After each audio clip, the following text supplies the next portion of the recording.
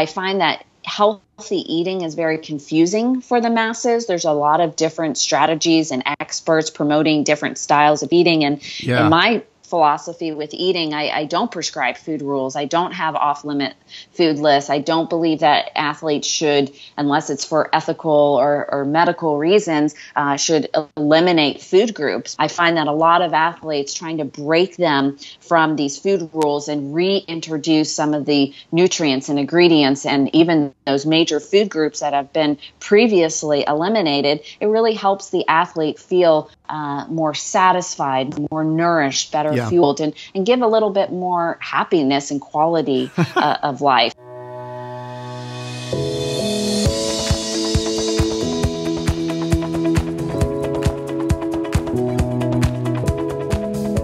Hey, I'm Scott Jones from eMeals, and you're listening to Real Food for Real Life. On this episode, I talk with Marni Sumbal, a registered dietitian, an exercise physiologist, a clinical dietitian, and owner of Trimarni Coaching and Nutrition. Oh, and she's also a 5-time Ironman finisher.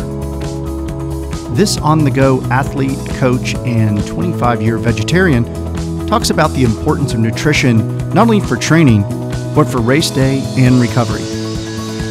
Marni also explains why it's important to eat with purpose, only without all the food restrictions. Now, before we get to the interview, I have a few housekeeping items. First, send us your questions and comments. We read all of them. And if you have a suggestion for a future guest or a potential topic, I'd love to know that too. You can find us on Twitter at eMeals using the hashtag AskEMeals. We also have an email address. It's community@emeals.com. If you don't already subscribe to our podcast, subscribe today. It's simple to do. You can find us at itunes.com/podcast/Real Food for Real Life. And while you're there, leave us a review. And finally, if you'd like more information on eMeals and our variety of meal plan food styles, you can find us at eMeals.com. Try any of our meal plans free for 2 weeks, be it paleo, clean eating, or gluten-free. You can even have your shopping list sent directly to Walmart pickup at no charge, so your groceries are waiting for you. That's it. On with the show. Well, hello, Marni. Welcome to Real Food for Real Life. How are you today? I am good. Thank you for having me. My pleasure. So I'm just going to jump right into it.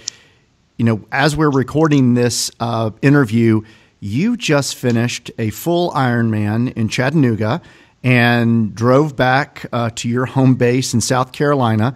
So while most people want to talk about nutrition and training, I'd love to get your thoughts on actual proper nutrition for recovering from a big event. Yeah, well, it's funny how the appetite kind of tricks you after an Ironman. This was my 12th one, and I kind of know what to expect, where you kind of lose that appetite, and then it kind of hits you hard in the middle of the night. So I'm slowly recovering back to my normal diet, which is primarily real food, but I definitely did my share of indulging in the foods that I was craving after the race, typically salty and fatty foods, because I'm just so depleted. So back to my normal healthy diet, trying to nourish myself. And this is a time when the immune system is so suppressed. So just want to make sure that I recover well, don't get sick or injured. So lots of fruits and vegetables, good quality proteins, carbohydrates, pretty simple stuff, but I'm sure I'll indulge here and there. Yeah. And then just in terms of just how you're eating, I'm assuming when you're getting ready for the race, you're probably fueling up, obviously. But, you know, post-race, are you back to like a normal eating schedule in terms of how often you're eating, or, you know, how does that change after a race? Yeah, after a race, specifically an Ironman competition, just because you're so depleted, the body is just exhausted. So the driver of the appetite, at least for me and from my experience in working with athletes, seems to be more regulated by sleep or lack thereof. So that's kind of the driver of when you get hungry. So if you're not sleeping very well, you may find yourself wanting to eat at 3 o'clock in the morning, or if you can't sleep very well throughout the night. You might wake up at 6 or 7 and not be so hungry, and then it hits you hard at 10 o'clock in the morning. So I'd say that right now, from my personal experience, and my husband, he also raced as well, our diet is now it's Wednesday, so a few days after Ironman Chattanooga. It's getting back to normal, but we still can't eat the quantity of food, but we definitely have more of an appetite back to normal. Right. What are you doing, to kind of slowly step back into exercising? Are you in the pool? Do you go for a light ride? Are you, just kind of jogging around the block? Yeah, well, I'm still trying to walk down the stairs normally, so that's the first goal. But as far as the exercise, it definitely is good and beneficial to move blood, but we don't want to put any structure on it. We don't want to put any expectations, and definitely not setting alarm and trying to get back to that normal exercise routine that helped us prepare for the event. But a lot of athletes make the mistake that after a big event, especially if it's at the end of the season and athletes are in their off season, it's very normal to just cut out all the exercise and be very sedentary. Or the opposite, that athletes will want to get right back into exercise, especially if the race didn't go as they planned. But we like to do more non-weight bearing activities. So swimming and cycling would be our top choices, right, along with just walking. Right. The running will take some time to get back to. More resilient athletes, so athletes that tend to have stronger muscles, stronger immune systems, they tend to be able to get back to running. So I imagine that my husband and I will be able to get back to running maybe this weekend, but it'll be very short and light and definitely nothing long durations. But most of our exercising is just cycling and swimming for the next 2 weeks. Yeah, and I want to actually go back to what you said earlier about the immune system. We have a colleague here at eMeals who was also in Chattanooga and raced the Ironman, and I spoke to him on Tuesday morning, and he sounded like he had a case of the flu. I could just tell that he was completely zapped. His throat was hoarse. So if you can just tell us a little bit more about how the immune system is depleted and then the importance of recovering. I mean, you touched on the foods that you need to be eating to, boost the immune system, but just how important is that? Because I'm assuming you could, you're just zeroed out and are totally susceptible to getting anything from, the flu to what have you. Yeah. Well, we know that there is a strong link between glycogen depletion and suppressing the immune system, and that's why having sports drinks and fueling and hydrating properly during an extreme event like an Ironman is so critical, just because it helps you combat some of those stressors, those hormones that tend to stress your body, and other metabolic stressors that can just wipe out your immune system. So trying to go into the race well fueled is a huge priority, but also how you recover from the race is dependent on how well you fuel during the race, or if you experienced any dehydration or some extreme glycogen depletion. I mean, we're all dehydrated and depleted at the end, but some of us may be a little less stress than others. Right. So that's really important, is to think about how did you do with your fueling and hydrating during the race. Sleep is also a huge it plays a huge impact on your immune system. And I think it's very normal for athletes that they aren't going to be able to sleep for 24 to even 72 hours. And that's more of the restful sleep. So getting through all those sleep cycles, that good REM sleep, where your body can actually recover and repair. So trying to get back to the normal sleep as soon as possible, avoiding setting alarm, trying to go to bed early is so important, as well as hydration. And so it's not just drinking water, but rehydration, right. Perhaps salting your food, making sure you're getting those key electrolytes, potassium, sodium, calcium, magnesium. all of those can be found in real food. So a nice wholesome diet, lots of fruits and vegetables, those few days after a race. So all of that. And then of course, just good general hygiene. If athletes are flying home after a race, they may be more susceptible to illness and picking up some bugs. If somebody works in an environment where it's very easy to pick up something and get yourself sick, if somebody has little kids or they work in a school, we have to take that into consideration as well. Yeah. So if we, after a big race like that, I know after I run marathons, I feel, a little beat down. So I guess you're saying I shouldn't feel embarrassed by hopping on the plane to fly back with one of those medical masks over my face. Just wrap yourself in some bubble wrap.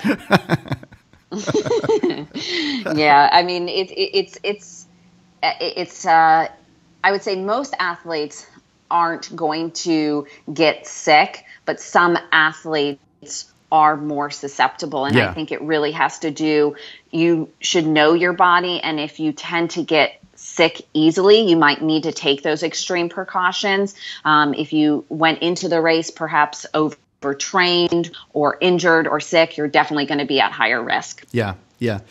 Well, let's go back a little bit in time, Marni, because one of the things I was most excited about in terms of actually getting to have you on the podcast is that not only are you performing at an incredibly high level athletically, but you're also an RD, and that's a pretty powerful combination. So, going back, to early in your career, at what point did you realize that nutrition was playing an important factor in your training?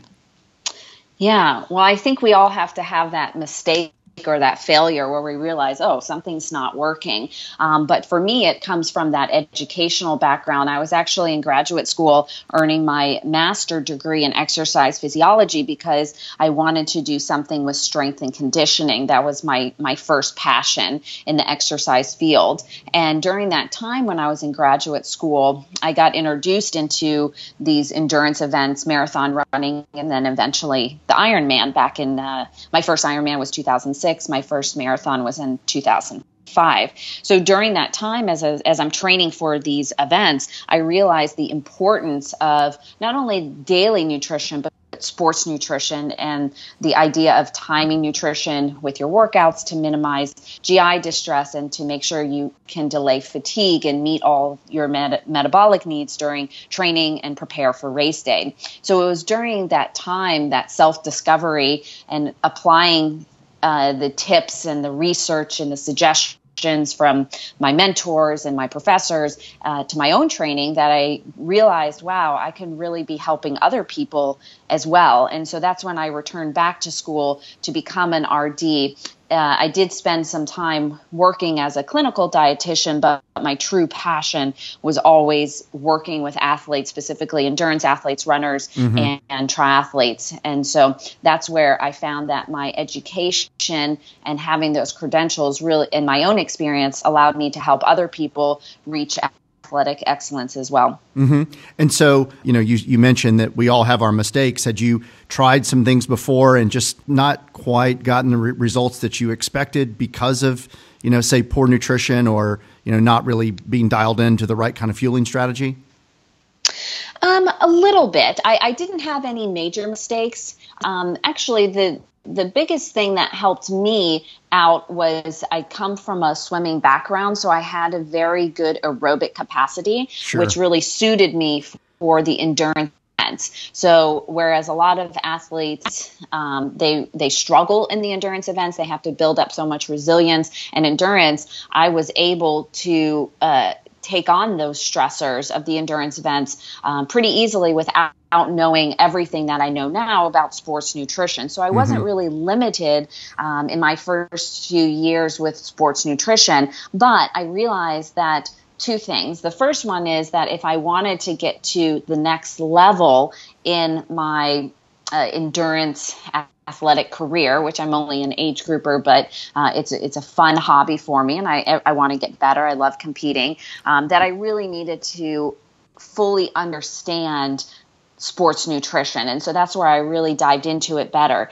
But I had more athletes coming to me for help. And that's really where I felt like, wow, athletes are making similar mistakes, or they're experiencing similar issues with the diet or sports nutrition, or how their body is using, absorbing, digesting nutrition during training and racing. And so that's where I felt that I could be of help of athletes and use my education as well as my experience. Right. Well, it's just so our listeners are clear, the way you just described your ability, Marni, is somewhat understated, but in all honesty, you finished first among amateur women, correct, in Chattanooga?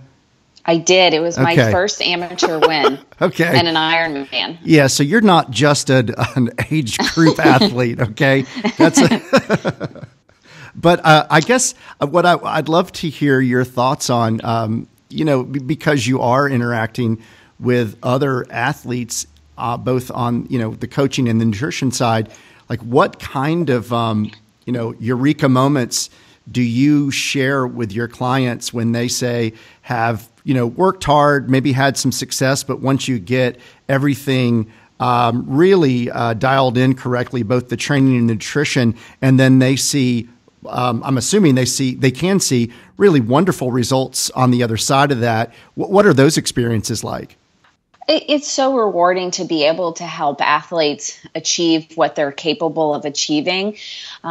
But in my line of work, especially with what I specialize in when I work with athletes, it's not necessarily the diet prescription or how athletes are going about their eating or trying to reach their body composition goals. But the areas that I help athletes, which I find is very rewarding, is helping athletes create a better relationship with food and their body so that they can eliminate some of the food rules that are perhaps sabotaging their ability to fuel their body properly and keep their body in good health, along with sports nutrition, which is an area that I'm extremely passionate about and knowledgeable in, is how to use sports nutrition products properly. And I'm sure you know plenty of athletes that have had GI issues on race day, or that they feel like they're running out of energy. And so to be able to help an athlete master it, and it's an Ironman, it's a long event or a marathon,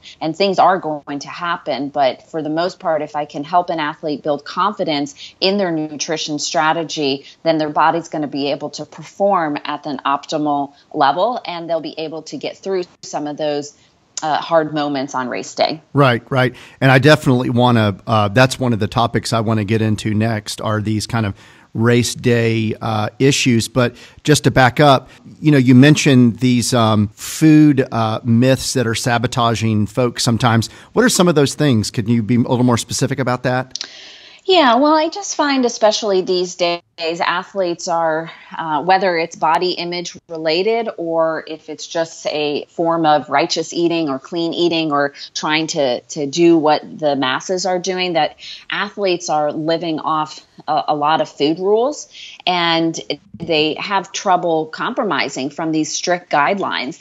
And these guidelines are creating this sense of control and structure and how they eat. And it's tough. It's tough for a lot of athletes, especially then, because for a lot of athletes, they can get by with perhaps a style of disordered eating because they're disciplined, they're dedicated, they look fit, or they're training for an event. So it's almost like it's normalized among athletes. But what I find that healthy eating is very confusing for the masses. There's a lot of different strategies and experts promoting different styles of eating. And in my philosophy with eating, I don't prescribe food rules. I don't have off-limit food lists. I don't believe that athletes should, unless it's for ethical or medical reasons, should eliminate food groups. But athletes, especially, but the general population, that there's just so many food choices where you're eating out and in the grocery store. And so when you have these food rules, they help guide you and help you feel control when you're so overwhelmed from all of these choices. So they kind of take away the guesswork. And so I find that a lot of athletes trying to break them from these food rules and reintroduce some of the nutrients and ingredients and even those major food groups that have been previously eliminated, it really helps the athlete feel more satisfied, more nourished, better fueled, and give a little bit more happiness and quality of life. I was going to ask if part of your job as a coach is part psychologist, because my guess is that when you really are feeling, to your point, that you are kind of shackled by some of these food restrictions and these very regimented eating styles, that can probably cause a lot of stress for an athlete who is so afraid from coloring outside the lines. And and because athletes, a lot of that stuff happens in their heads, that you have to deprogram a lot of that. Yes, absolutely. And that's such a good point. And I do have a few close colleagues / friends that are psychologists. So that works very well for me, that I can toss off ideas with them and ask them questions. But there is a lot of psychology. And I think that's what is so troublesome with a lot of individuals when they work with experts. And that's one thing that I really make sure I make time for my athletes, is to try to dive into some of the thinking behind food. Because you're right, there is a lot of anxiety about eating these bad foods, or these foods that are off limit, or trying to eat the right thing, or, so many food related anxieties. And so when an athlete says, well, I'm getting heartburn, or I have a headache, or I have gas, or stomach issues, or diarrhea, or constipation, all of these issues, they tend to relate it to a certain food, but maybe it's not the food, but just how they perceive the food, or what they've been told about the food. So it's very interesting how the brain and the gut are so connected. And so a lot of that is where that psychology comes in, is to help individuals. And we see that a lot with individuals that have eating disorders, is that's part of the recovery, is reintroducing these foods that are causing issues just because the body's just not used to eating them. And so that becomes a difficulty, but definitely a milestone when an athlete can overcome some of those fears and anxieties and stressors related to food.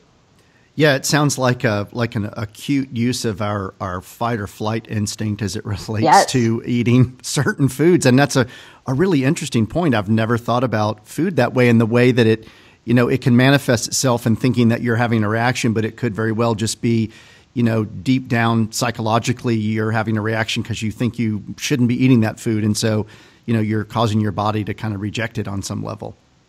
Yeah, and I'm not dismissing the fact that some individuals have intolerances and allergies, absolutely, and I'm sure you agree with that. It's just trying to dive through what is normal and what is a false sense of security. Sure. I mean, if you have a gluten intolerance and you eat gluten, well, then there are going to be immediate physiological ramifications from doing that, or if you're diabetic or something like that. No, I agree with you. Yep. But it is something very interesting to think about on a psychological level, again, because, a lot of the, sometimes when it comes to participating in sports, we can be our own worst enemy in our mind, whether it's training or eating.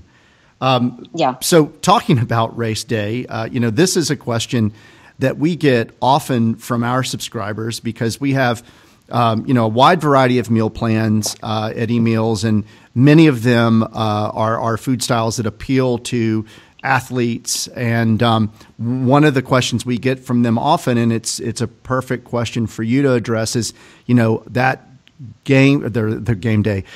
We're thinking football already. That race day strategy to not only avoid the GI problems, but to also make sure you're fueling in a sensible way. So whether you're running a marathon, or you're on a long bike ride, or you're doing a triathlon, you're getting a sustained fuel without running into those GI problems. So kind of what are your high level recommendations for how you might go about viewing, getting up in the morning on a race day and then actually getting into the race? Yeah, and since this is so fresh in my mind, it's easier to talk about. But in working with athletes when they're training for an endurance event, the fueling strategy starts well before race day, because we really want to make sure that we reduce some of the discomfort of eating too much volume right before a race. It doesn't allow adequate time for digestion, and it can make you feel uncomfortable. And that's something that a lot of athletes can attest to, is that they want to feel light and clean inside, whatever their definition is. I hear that word a lot. But, I totally understand what that feels like. Right. So athletes will often say, I just want to feel light and clean and empty inside. And I completely agree with that. So understanding that that's how you want to feel on race day and that you still have to eat on race day morning, you're going to need to feel a little uncomfortable going into the race, which means fueling adequately. And so I advise my athletes when they're getting ready for an endurance event to kind of front load more of their carbohydrates or calories earlier in the day so that it gives more time for digestion and so that their digestion isn't compromised as they're sleeping. And so having more of the calories and the carbohydrates in the morning hours and then kind of tapering off. And that doesn't mean not eating, but not eating as heavier of a meal in the evening time on those 2 days before an event allows athletes to optimize their digestion a lot better. And then come race morning, it really is very mental on race day morning. And if you have experience and practice in something that has worked in training, it will be a lot easier to eat it on race day in the face of nerves and stressors and the pre-race hype and everything, all those emotions that athletes experience on race day morning. I often tell my athletes that it's much better to try to force something in 3 hours before the race than to let your nerves get the best of you and then you end up feeling hungry or without energy during the race. So it's a lot easier to just try to get it in earlier and figure out what works best for you. Many times I will find that athletes will overdo it with fiber and fat and more gassy foods before a race, and then they just don't feel good on race day morning. So more energy-dense foods that pack a lot of calories. So, for example, having maple syrup or granola to top your bagel or rice cake or whatever it is that you eat so that you don't have to do as much chewing, but then you get those calories in, or making a big calorie-loaded pancake that has all of the ingredients in it, but you don't have to chew as much. And so having that more energy-dense food can help athletes so that they don't feel as full. Yeah. And so, Marni, if I can ask you for a second, just to indulge those of us who did not excel in their biology or physiology classes when they were in school, tell us exactly what's going on in the gut when you eat food and then you try and do something that, where you're exerting energy. I mean, I guess I've always heard that, your body is sending blood to your stomach to help with digestion, but you might need it elsewhere. And then you have water that's, being sucked out into the GI tract. I mean, just can you break it down like we're fourth graders and tell us like what's happening there? Yeah. I mean, if you think about it, digestion is occurring all the time, but when we're digesting food, it's not just like that whatever we're eating is going right through us quickly and then we go to the bathroom and get rid of it. It takes some time, and we know that the more fiber, the more fat that we eat, the slower the digestion. And when we're exercising, we want foods to give us energy, and generally those foods will come from our carbohydrate food groups and higher in sugars. And so that's going to give us energy, but we need this food to pass through us and to get stored for it to be used on race day. And so as it relates to the body, when we're exercising, our body, when our muscles start contracting and our heart rate goes up and it's sending the oxygen and the blood to the working muscles, it's not going to the gut anymore. And so at that time, if we're trying to eat food while we're exercising, or if we're having too much concentration of sports drink, so too many carbohydrates or calories per solution, or if we have undigested food in the gut, too much of it, that's going to create some irritation, and it can cause upper GI issues like belching and heartburn, or it can cause lower GI issues, diarrhea and gas and stomach cramping. And so there is the mindset that you want your stomach to be relatively empty before you start. So we want to make sure we allow enough time for digestion and absorption, but also to have a good bowel movement in the morning.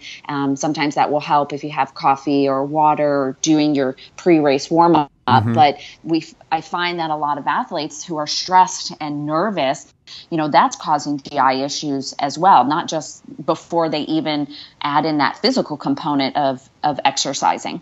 Right, right. Well, I've certainly been, one of the victims of the carb issue on long runs where I may have had like one too many gel packs that just, I'll have eaten one after maybe 90 minutes or so. And I just feel like it's sitting on my gut, and I'm, of course, trying to chase it down with liquid, but then I just get this sloshy feeling in my stomach. So the next hour is just terrible. It's no fun because I just feel like I've got this belly full of water and this, all this, gel, goo sitting in my gut. And it's just a terrible feeling. And I know I'm not, being able to take advantage of getting that, little rush of sugar that I wanted so badly.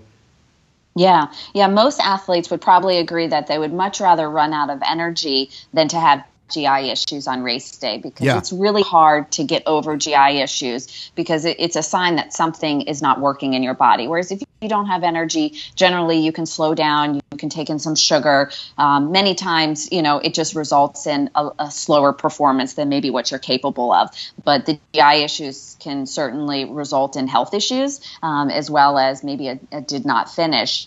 As it relates to sports nutrition and the scenario that you gave, that's really one of those situations where it has to do with the usage of the sports nutrition and how that product is being used. So making sure that the gel is mixed with a certain amount of water, typically 12 to 16 ounces, right, so that it's in that right concentration to be digested and absorbed. And I find that most athletes, they tend to underfuel in training and to overfuel on race day because they don't want to run out of energy. Exactly. But in training, a lot of athletes feel like, well, I don't need it, or I was told I shouldn't use it, or I'm trying to, I don't want to gain weight, or I'm trying to burn fat for fuel. And then come race day, I don't want to run out of energy and everybody's watching me, so I need to make sure I take in a lot of calories. So I really work with my athletes to help them learn how to use sports nutrition in their training, because that's going to build a lot of confidence for race day. Absolutely. And I guess that goes by the old,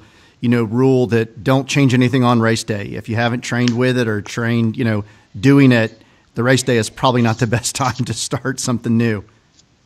Yeah, absolutely. And a lot of it comes with experience as well, because if you're doing an endurance event, especially, let's say, a triathlon that involves 3 different sports, you need some experience as well, because things are not going to go as planned or what you practice. I think it's a little easier in a marathon just because there's not as many outside variables that you're faced with. But in a triathlon, especially an Ironman, there's so many different things that you can be faced with. So you need to learn how to get through those scenarios. And so I advise athletes that you should have a plan, but you also should be very flexible with that plan by staying in the present moment and being very proactive, so that you can maybe get through some of those uncomfortable situations and maybe prevent them as they're coming around.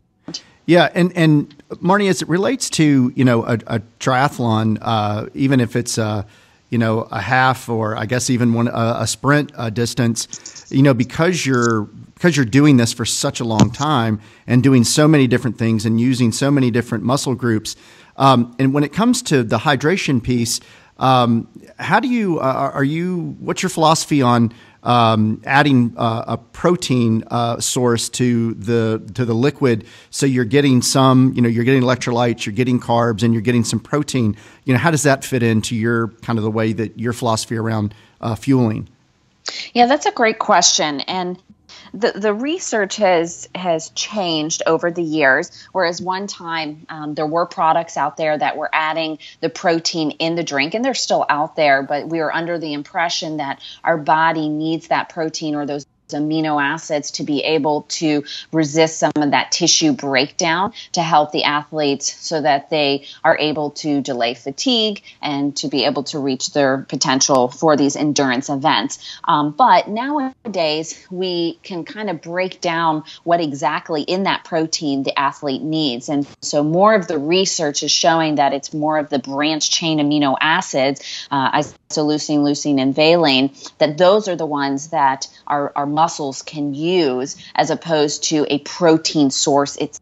itself in a sports drink. So if we have some branched chain amino acids in the form of a pill or adding them to a drink, that is going to be more beneficial than having the protein source, whether it's soy or whey protein, even though it has those amino acids, but it's definitely going to change the concentration of the drink. It may change the taste of the drink, which I can tell you that taste bud fatigue is a true thing for any endurance athlete. And if it doesn't taste good, you're not going to want to drink it. So we want to have drinks that are very light and pleasing to the palate. So the protein, especially as it sits out in that drink for many hours, it can change the taste and become less appetizing. So I advise my athletes, especially those who are doing endurance events, to really focus on the carbohydrates and the electrolytes in the form of a sports drink. So I advise liquid calories as a primary source. And then if you need that tummy satisfier that has a little fat or protein in it, it's really just to keep that tummy happy, more so than providing a source of quick energy. Right. So you're not just obsessing about the fact that you're starving, which, just to, I guess to just kind of satisfy that part of it. Yep. Yeah. So we're using up almost all of your valuable time here, Marni. But I want to kind of bring it down to back to reality and kind of talk about your typical weeknight strategy for quote unquote fueling. What do the weeknight dinners look like for you, and kind of lunch and breakfast? I mean, obviously you have a strong attention to detail and making sure that you're properly fueling yourself after workouts. But what does that kind of look like? I'm assuming you still like to have delicious, appetizing meals every night of the week, just like everyone else does. Yeah, I do enjoy food, and I have a lot of appreciation for real food. It doesn't mean that I don't eat processed food. I don't have a off-limit food list. I should also add, if anybody's listening to this and they don't know me, that I'm also a vegetarian. I've been one for 25 years, so way before it was kind of cool to be a vegetarian. I was 10 years old and just have a strong love for animals. So I'm a lacto-ovo vegetarian and been one ever since. But nowadays, it's just part of who I am. My husband, he's not a vegetarian, but we eat similar meals. But I do pay attention to make sure that my meals are very balanced with protein, carbohydrates, and fat. I don't prescribe to any diet that emphasizes an extreme, so high carb, high fat, high protein, whatever it may be. And I have a good sense of, or I like to eat mindfully, so understanding what I want to eat and what's going to make me the happiest. And I just love cooking. I love making food, and I call them my creations. And I don't really like following recipes. I just like combining foods and enjoying them. So dinners are typically a look forward to meal. I really enjoy dinner. It's very plant-based with lots of vegetables and protein, and typically a whole grain or potatoes. Lunch is typically a salad, just because with my exercise regimen, especially training twice a day in the morning and the evening, it seems to be the best opportunity for me to get a lot of fiber in my diet. And so I like to pack it in all at once. So having a nice salad at lunch with some type of plant-based protein, and then usually my snack in the afternoon is more carb heavy, just because it's helping me prepare for that afternoon workout. I love breakfast. I don't know if there's many athletes who don't love breakfast. So I love breakfast, and I love changing it up based on the workout. So it could be a smoothie with some bread. It could be French toast or pancakes, oatmeal, yogurt. I definitely change things up just based on my mood. But the main priority for me, especially, I know you mentioned, since I understand food, is the timing of food. And so I think that's an area that I'm lucky in, is that I understand how to time my food with my workouts to make sure that I can get the most out of my body when I place it under the most stress. I always eat before my workouts, so I don't do any fasted workouts. So I always have a small snack before I do my morning workout, and I always follow my workout with either a meal or some type of recovery beverage, just depending on how my appetite is or how I think I'll handle food after maybe an intense or long workout. So that's really where I would say that I'm the most, I pay the most attention to detail. And then throughout the day, it's just really, what am I in the mood for? What's going to make me the happiest? Yeah. And going back to other, popular questions that we get from subscribers, because we have dinner plans and breakfast plans and lunch plans, but we get a lot of questions about snacks. And obviously, staying fueled the right way and, curbing your appetite. What are some of your kind of favorite go-to things that you can just eat on the run that help you feel satisfied and healthy and fueled? Yeah, and I think it's kind of funny that you brought that up, because it seems like a lot of individuals are very confused on snacking, because some people are under the mindset, oh, you shouldn't snack because you shouldn't be eating between meals, but snacks serve a great purpose. They can help control your blood sugar. They can fill in some nutritional gaps between your meals. They can keep you very alert and concentrated, especially at work or if you're dealing with your kids or whatever it may be. And they also can hold you over to the next meal so that you're not dreaming of food while you're trying to work at the same time. So it really is, you're thinking about what is that snack? What's the purpose of the snack? Right. And I also like to view snacks more like mini meals so that they actually hold people over. So taking the components of a meal, so it has some carbohydrate and protein and fat, so that it's not just celery sticks or 10 almonds, but that it's something substantial. And some individuals may say, oh my gosh, well, I'm eating so much, but you may notice that you actually eat less throughout the day, or you eat more towards what you need without indulging too much or overeating as the day goes on, especially in the evening or around 3 or 4 o'clock when a lot of people get very hungry. So the snacks, I mean, if you just think about it, for any individual, I assume that they have some basic knowledge of nutrition and what's a carbohydrate, protein, and fat, but it could be a piece of fruit and a cheese stick. It could be yogurt and granola and some fruit. So trying to combine that carbohydrate with some protein and fat is going to help make for a balanced snack. Yeah, and I guess, too, when it comes to snacking, is actually having something that you like. So you're not only fueling yourself the right way, but, psychologically you're feeling happy about eating it versus just, to your point, munching on a bunch of celery sticks that you may love it, but you may not. And that in and of itself is probably not going to be very satisfying, even though it does add some things nutritionally. Sounds like you want to get some snacks that check all the boxes and not just a few. Yeah, I think everybody should look forward to eating time. If you're not looking forward to what you're eating, then you're kind of missing the purpose of eating. Eating is supposed to be something that's a pleasurable experience, and it's there to work for you. Unfortunately, in America, food is often an afterthought, and people skip meals, and they don't make time to stop their day to eat. And also, there's such an excess of food and so much convenient food, and so we don't really value and respect food. We just kind of see it as this thing, oh my gosh, I don't want to eat too much, or I shouldn't be eating this, and I can't eat this part of food, and I can eat this, and I'm only allowed to eat this. So kind of being able to look forward to eating, whether you're eating 6 times a day or 8 times a day or 3 times a day, you should be looking forward to the meal. And I think once you find that diet that works for you, you'll find that you aren't overeating, you aren't restricting, you've created this diet that really is working for you. That's great advice, Marni. Thank you so much. And I so appreciate you being on the show today. Man, you've really unpacked a lot of important things for whether you're the weekend warrior triathlete, or you're finishing first in your most recent Ironman. But thank you so much for your time, and really appreciate you being on the show. Thank you so much for having me. You've been listening to Real Food for Real Life. Subscribe today and you'll never miss another episode. You'll also have access to past episodes with terrific guests ranging from cookbook authors to paleo experts, clean eating experts to fitness pros. You can find us at itunes.com/podcast/Real Food for Real Life. And when you subscribe, be sure to leave us a review. You can also find us on other popular podcast apps like Stitcher and Google Play Music.